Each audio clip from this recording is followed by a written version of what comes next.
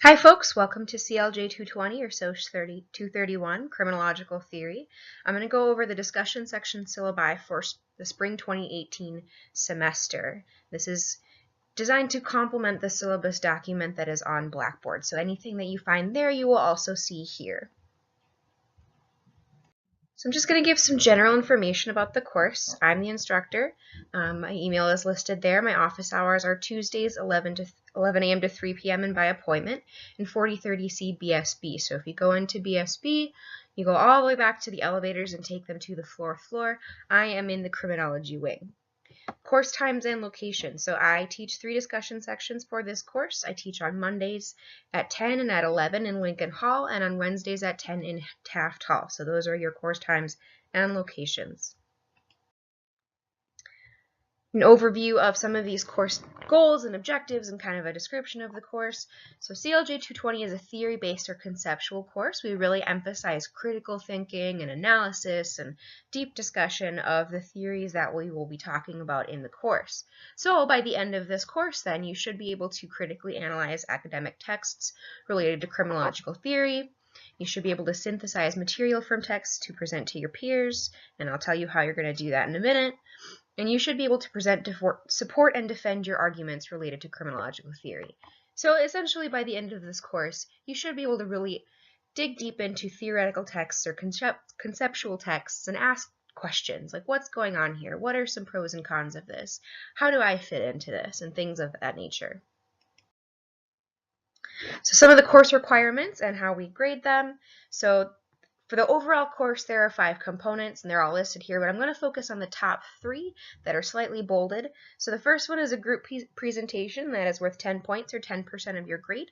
Each week you will have an opportunity to give a presentation based on the readings from the previous week's lecture, so you'll be graded on your ability to engage with the readings, the clarity and organization of your presentation, your ability to critically analyze the theory or concept you're presenting on, and your ability to connect the text to current events.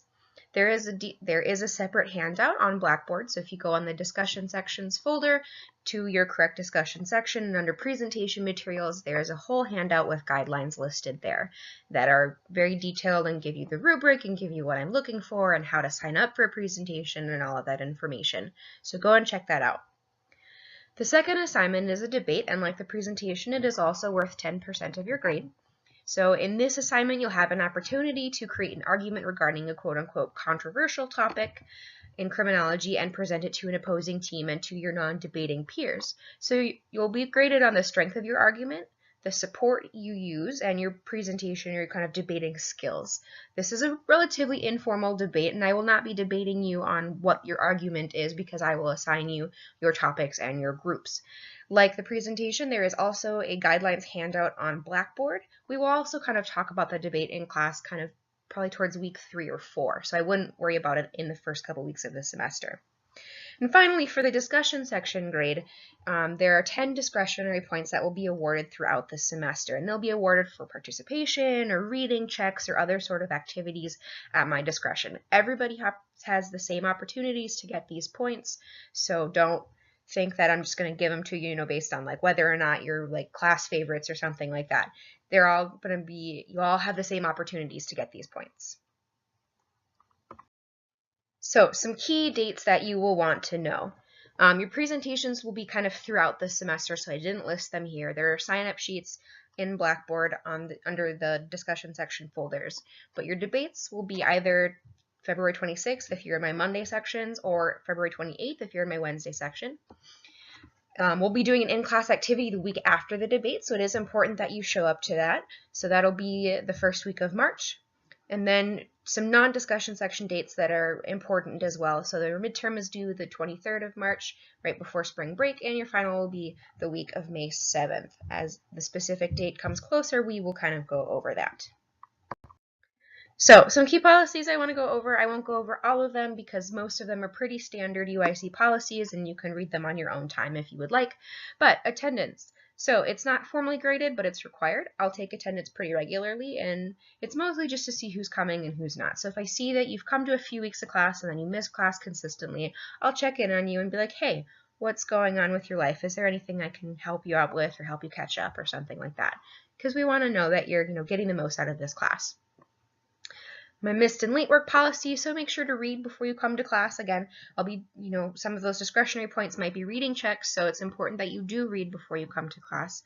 For the most part, the discussion sections will be a few days behind the lecture, so you should have read by then. There are a couple times in the Wednesday section that you'll be like a day or two ahead, but I think you can manage that. So be prepared to, discuss the material and ask questions. If I have recommended readings on Blackboard, I encourage you to read them. However, they're not mandatory to read. If you submit late work, so if you submit your presentation late, if you miss your debate without proper notification, and that's detailed in the handout, it'll be a 1 grade level deduction per day for up to 3 days. And I include weekends and holidays in this after the assignment due date. So if it's turned in after the 3-day period without any sort of proper notification, won't be accepted, and you'll receive a 0 on that assignment. So turn your work in on time. My email policy is that I will do my best to respond to emails within 48 hours, so within 2 days. If it's a longer weekend or if it's spring break or something like that, I'll try to respond when I can. I do travel usually over spring break, and I travel with relative frequency, so when I am gone, I can't always get to your email right away.